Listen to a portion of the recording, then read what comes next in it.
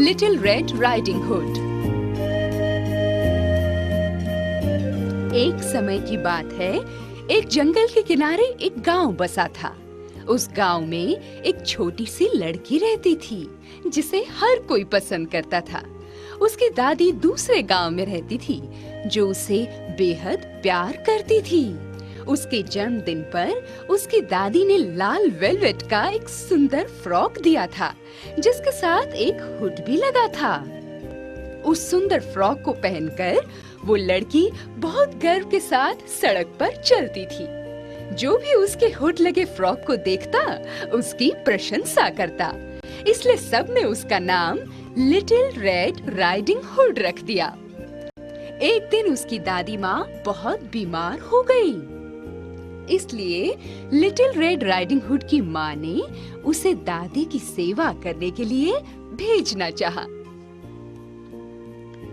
लो, ये टोकरी पकड़ो, इसमें तुम्हारी दादी माँ के लिए खाना है। और सुनो, संभल कर जाना, रास्ते में किसी अजनबी से बातचीत मत करना। अपनी माँ से विदा लेकर लिटिल रेड राइडिंग हुड अपनी दादी के घर की ओर चल पड़ी। रास्ते में था एक जंगल। वो अभी जंगल में कुछ ही दूर गई थी कि उस पर एक दुष्ट भेड़िए की नजर पड़ गई। उसे अकेला देखकर भेड़िए के दिमाग में उसे खाने की योजना बन गई।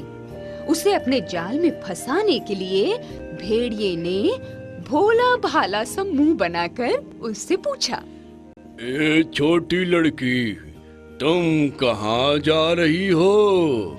मैं अपनी बीमार दादी माँ को देखने उनके घर जा रही हूँ। अच्छा, क्या वो बहुत दूर रहती हैं? नहीं, वो तो पास ही रहती हैं। अच्छा, तो फिर ये बताओ, उनका घर किस दिशा में है? रेड राइडिंग हुड ने दादी के घर की दिशा की ओर इशारा कर दिया और चुपचाप अपने रास्ते चलती रही। उधर दुष्ट भेड़िए ने सोचा, क्यों ना इसके पहुंचने से पहले इसकी दादी को खाया जाए। जानती हो, अगर तुम अपनी दादी माँ के लिए जंगली फूलों का गुलदस्ता लेके जाओगी तो वो बहुत खुश होंगी। अरे, ये तो मैंने सोचा ही नहीं था। ये तुमने अच्छा याद दिलाया। लिटिल रेड राइडिंग हुड फूलों का गुलदस्ता बनाने के लिए रास्ते में रुककर फूल तोड़ने लगी। उसे फूल तोड़ने में व्यस्त देखकर भेड़िए ने उसकी दादी के घर की राह पकड़ी। वो चालाक भेड़िया पहुंचा सीधे दादी माँ के घर। उसने बाहर से घर को देखकर सोचा, अरे वाह, क्या शानदार घर है। घर के आसपास कोई नहीं है। ये जानने के लिए भेड़िए ने चारों ओर चक्कर लगाया और फिर उसने दरवाजा खटखटाया। अपने गले से लिटिल रेड राइडिंग हुड का स्वर निकालने के लिए उसने गला खंखार कर साफ किया। कौन है वहाँ? मैं हूँ दादी माँ, आपकी पोती। वो बूढ़ी महिला उठकर आई और उसने दरवाजा खोल दिया। भेड़िए को इसी पल का इंतजार था। उसने झट उछलकर दादी माँ पर हमला कर दिया।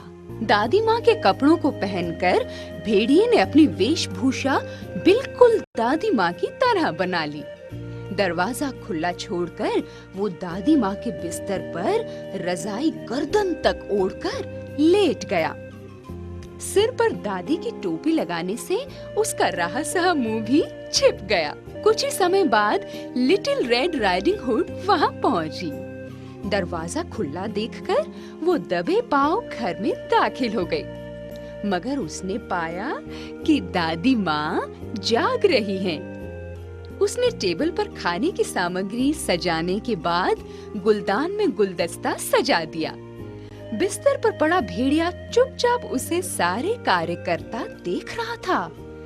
तभी लिटिल रेड राइडिंग हुड की निगाह दादी माँ के अंगूठे पर पड़ी, जिसे देखकर उसे बड़ी हैरानी हुई। ध्यान से देखने पर उसे लगा जैसे उसकी दादी कुछ बदली बदली दिखाई दे रही है।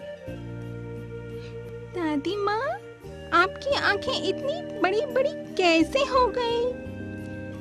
तुम्हारा सुंदर चेहरा देखने के लिए मेरी बिट्टो। दादी माँ, तुम्हारी नाक इतनी फूली हुई कैसे दिख रही है? मैंने दवाई नहीं खाई थी, इसीलिए। तुम जो दवाई लाई हो उसे खाऊंगी तो ठीक हो जाऊंगी। इतने में लड़की ने भेड़िए के ऊपर से चादर हटाई और उसको पता चला कि ये उसकी दादी नहीं बल्कि भेड़िया है। वो अपनी जान बचाने के लिए शोर मचाती हुई बाहर भागी। उसका शोर सुनकर एक लकड़हारा वहां आया, जिसने उसकी दादी को भेड़िए के चंगुल से बचा लिया और भेड़िया वहां से भाग गया। तब उसकी दादी ने लिटिल रेड राइडिंग हुड को सीख देते हुए कहा कि बड़ों की बात हमेशा माननी चाहिए और कभी भी किसी अजनबी से बात नहीं करनी चाहिए।